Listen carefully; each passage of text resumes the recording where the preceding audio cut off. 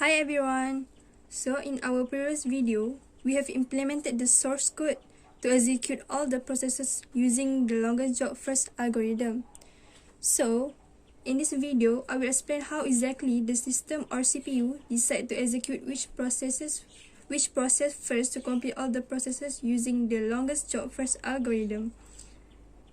Okay, so this is the scenario that we have created to show all of you how this LJF algorithm works. First of all, the user must input the number of processes. So we input the number of processes, which is 5. Then the user must input the arrival time and the burst time for each processes. After that, the system will start to execute all the processes. Okay, I will explain to all of you how the longest job first algorithm works to execute all the processes on this paper to make you guys easy to understand. Okay, first of all, from the start, the process starts processing from time 0. As we can see, P1 is the process that arrived at time 0, which means P1 is the first process that in the ready queue to be executed first. Okay, after we execute the P1, the burst time, the completion time will be 3 milliseconds.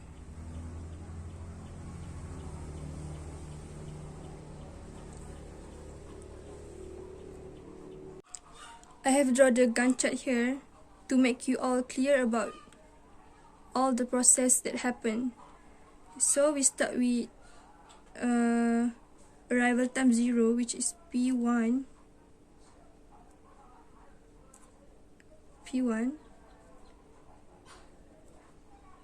and the completion time is 3. Okay, after that, the system will read all the data again and decide which process can be executed first. After that, the CPU or system will continue to compare all the processes that are available to know where the process with the highest burst time. Okay, so at time 3 milliseconds, the available process are P2, P3, P4 and P5. So the question is, where are the processes that have the highest burst time or the longest burst time? So as you can see, P4 has the highest or the longest burst time. So the system will execute P4 first.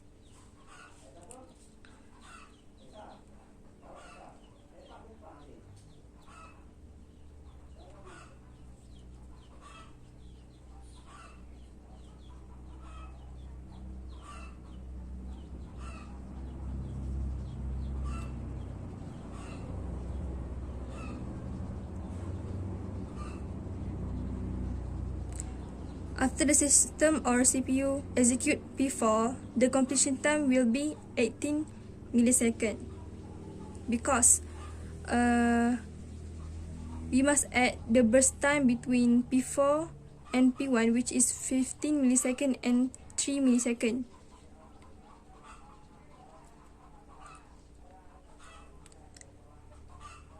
After that, same as before, the system will compare all the available processes that have the higher or longest burst time.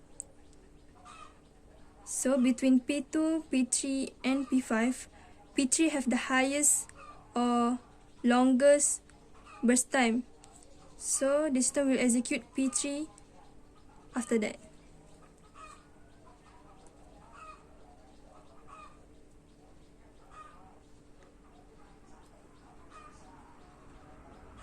After that, the system time will increase to 31 milliseconds.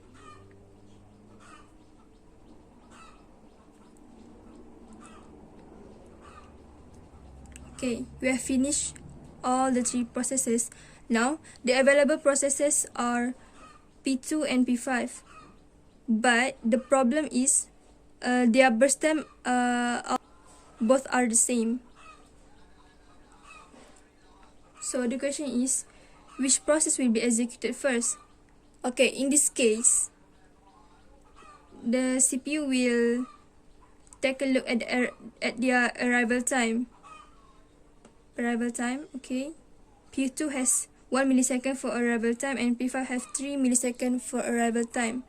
As you can see, P2 has lesser arrival time than P5, which makes P2 arrive earlier in ready queue to be executed first than P5. So the system will execute P2 first.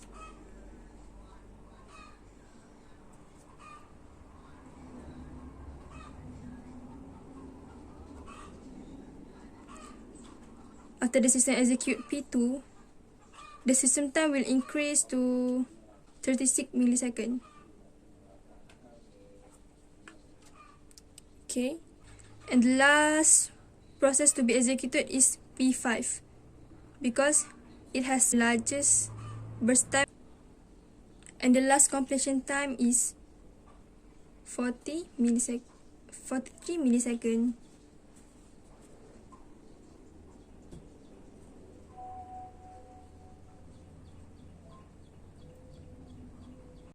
Before that, the safety sequence is P1, P4, P3, P2, and lastly P5.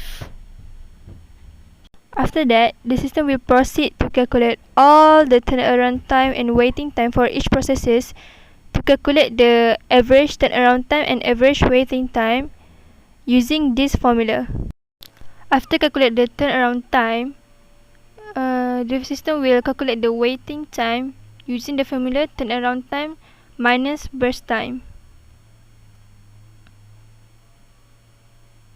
So the waiting time for P1 is 0.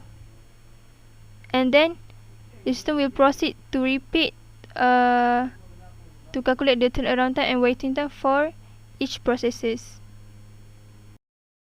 Lastly, the system will calculate the average turnaround time for each processes using formula total turnaround time divided by number of processes. And then we will get the average turnaround time 24.8 milliseconds. Lastly, the system will calculate the average waiting time and we will get 16.2 milliseconds. I think that's all the demonstration video about the longest job first algorithm. I hope that this demonstration video will help you to understand more about longest job first algorithm. Thank you for watching. See you next time.